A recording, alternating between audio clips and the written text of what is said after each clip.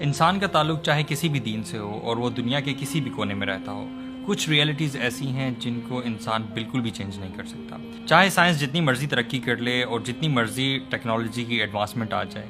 Death ایک ایسی reality ہے جس کو نہ تو آج تک کوئی چینج کر سکا ہے اور نہ ہی فیوچر میں کبھی اس کو کوئی چینج کر سکتا ہے۔ اور دوسری بہت بڑی ریئلٹی وہ یہ کہ مرنے کے بعد صرف دو ہی جگہیں ہیں، ایک جنت ہے اور دوسری جہنم ہے۔ اس کے علاوہ کوئی ایسی تیسری جگہ نہیں ہے جہاں پر انسان جانے کی امید لگا سکے۔ اور تیسری بہت بڑی ریئلٹی یہ ہے کہ وہ جو لائف ہوگی، آخرت کی لائف، وہ نہ ختم ہونے والی ہوگی۔ یعنی جو لوگ جنت میں چلے جائیں گے وہ جنت میں ہمیشہ ہمیشہ کے لیے رہیں گے،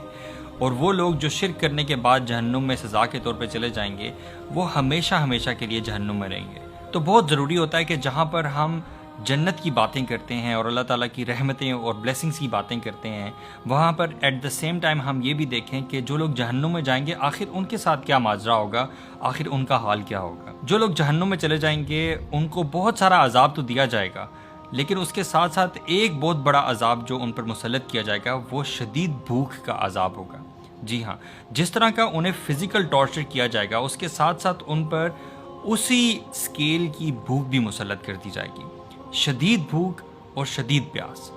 اور جب وہ اس حالت میں مبتلا ہوں گے کہ وہ شدید بھوک میں ہوں گے تو ان کو کھانے کے لیے خاردار کانٹوں والی جھاڑیاں دی جائیں گی اور something similar to that. وہ چیز جو اس دنیا میں اگر کوئی شخص اس کو بے شک جتنے بھی دنوں کے لیے بھوکا رکھا جائے اور اگر اس کو یہ جھاڑیاں کھانے کے لیے دی جائیں تو وہ کبھی بھی یہ جھاڑیاں اس طرح کی چیز نہیں کھائے گا، لیکن وہاں پر اس کو یہ چیز دی جائے گی اور وہ اس کو کھانی پڑے گی۔ ایسا کھانا دیا جائے گا جو کہ اس کے حلق میں اٹکنے والا ہوگا اور اس کو مجبوراً کھانا پڑے گا۔ یہ عالم ہوگا اس کی بھوک کا، اور یہی عالم اس کی پیاس کا بھی ہوگا۔ اتنی شدید پیاس ہوگی اور اس حالت میں اس کو گرم کھولتا ہوا پانی پینے کے لیے دیا جائے گا، ایسا پانی جس کے بارے میں احادیث میں یہ آتا ہے کہ جب جہنمی اپنے منہ کے قریب وہ پیالہ یا وہ کانٹینر رکھیں گے تو منہ کے قریب لانے سے ہی ان کا منہ جھلس جائے گا،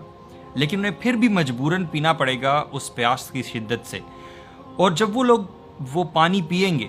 تو ان کی جو انٹسٹینز ہیں، ان کی جو آنتڑیاں ہیں وہ گل جائیں گی اور ٹکڑے ٹکڑے ہو جائیں گی، اور یہ حالت ان کی ایک بار نہیں ہوگی۔ جب بھی وہ لوگ اس پروسیس سے گزریں گے اللہ تعالیٰ انہیں نیا جسم عطا کر دے گا اور ان پہ وہی عذاب دوبارہ مسلط کر دیا جائے گا۔ جب وہ اسی حالت سے گزر رہے ہوں گے تو وہ جہنم کے جو پروٹیکٹرز ہوں گے، محافظ ہوں گے، وہ ان لوگوں کو آوازیں دیں گے۔ تو جہنم کے یہ جو پروٹیکٹرز ہوں گے یہ ان سے پوچھیں گے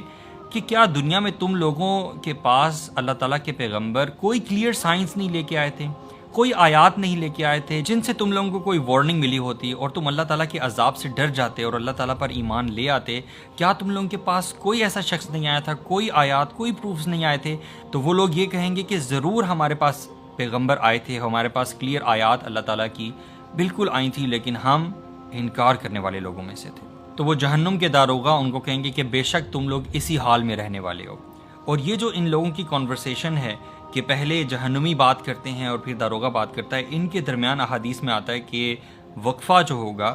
وہ ہزاروں سالوں کا ہوگا۔ یعنی یہ لوگ پکارتے رہیں گے اور کئی ہزاروں سال بعد داروغہ جو ہے وہ پروٹیکٹرز جو ہیں وہ ان کو جواب دیں گے۔ اسی طرح ایک اور حدیث میں بھی آتا ہے کہ ان لوگوں پر یہ عذاب مسلط رہے گا اور ہزاروں سال اسی طرح بیت جائیں گے اور یہ لوگ اسی عذاب میں رہیں گے، بلکہ ہر دن عذاب جو ہے وہ ان کا بڑھتا چلا جائے گا۔ یعنی ہر آنے والے دن کا عذاب پچھلے والے دن سے بدتر ہوگا، اور بہت عرصے بعد وہ اللہ تعالیٰ کو روزانہ پکارتے ہوں گے۔ یہ وہ لوگ ہوں گے جو بدترین لوگوں میں سے تھے اور بدترین مشرک تھے، ڈس بلیورز تھے، اللہ تعالیٰ کی آیات کا انکار کرنے والے تھے، دین کے خلاف پروپیگنڈاز کرنے والے تھے اور دین سے نفرت کرنے والے تھے۔ یہ وہ لوگ ہوں گے۔ تو ہزاروں سالوں بعد اللہ تعالیٰ جب ان کی طرف متوجہ ہوگا تو ان کی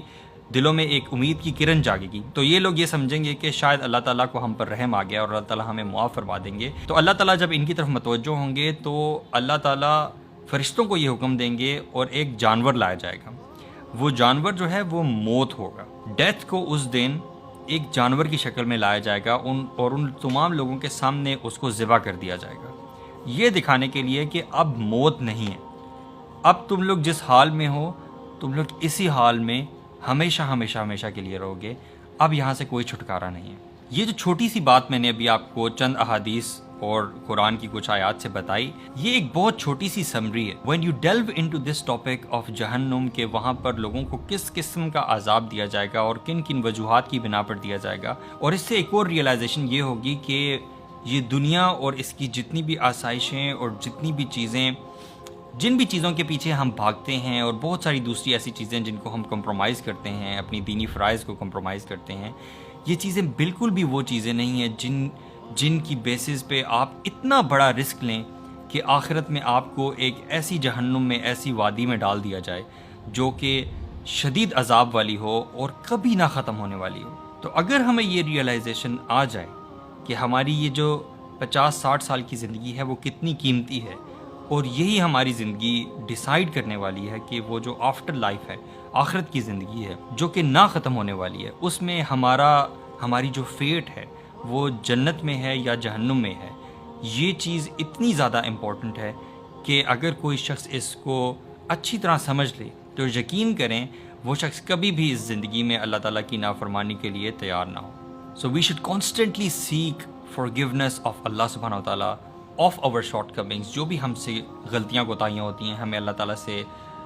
معافی مانگتے رہنا چاہیے, اور ہمیں پناہ مانگتے رہنا چاہیے کہ اللہ تعالیٰ کہیں ہمیں ایسے عذاب میں آخرت میں مبتلا نہ کر دے. So for this it is very crucial and very important that we understand and we are in a constant good relation with اللہ سبحانہ و تعالیٰ. اور یقین کریں ایسا ہونا آپ کی چاہت کے بغیر اور اللہ تعالیٰ کی توفیق کے بغیر بالکل ممکن نہیں.